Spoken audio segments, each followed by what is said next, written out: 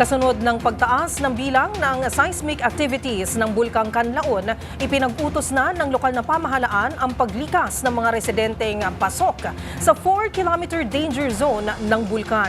Yan ang rumarapidong balita mula sa probinsya. Ihahatid sa atin ni Nicole Lopez Poyawan. Ipinag-utos na ng lokal na pamahalaan ng Kanlaon na lumikas na ang mga residenteng nasa loob ng 4-kilometer permanent danger zone ng Bulkang Kanlaon.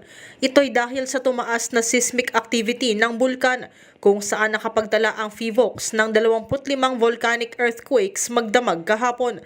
Ayon sa PHIVOLCS, dahil lumalakas ang seismic activity ng bulkan, posibleng masundan ito ng eruptive activity. Sa ngayon, nananatili pa rin sa alert level 2 ang status ng Bulkang Kanlaon. Kaya naman bilang tugon, sabi ng Kanlaon LGU, sa ugnayan nito sa Kanlaon City Disaster Risk Reduction and Management Office, pinaaalis na ang mga residente sa delikadong lugar.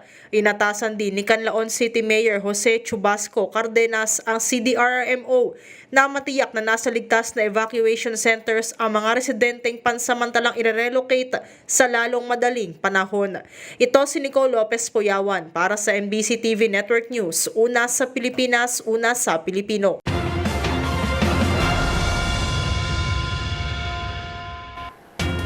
Samantala, para pa rin sa ating ulat mula probinsya, kasalukuyan ng sinisilip ng Philippine National Police Drug Enforcement Group o PDEG kung may mas malalaking tao pa sa likod ng nasabat nilang bulto ng shabu sa Cavite. Ayon sa pulisya, second layer lang o tao lang din ng malaking drug syndicate ang kanilang nahuli. Ang mga detalye, magbabalik live si Giselle Ricafort. Giselle.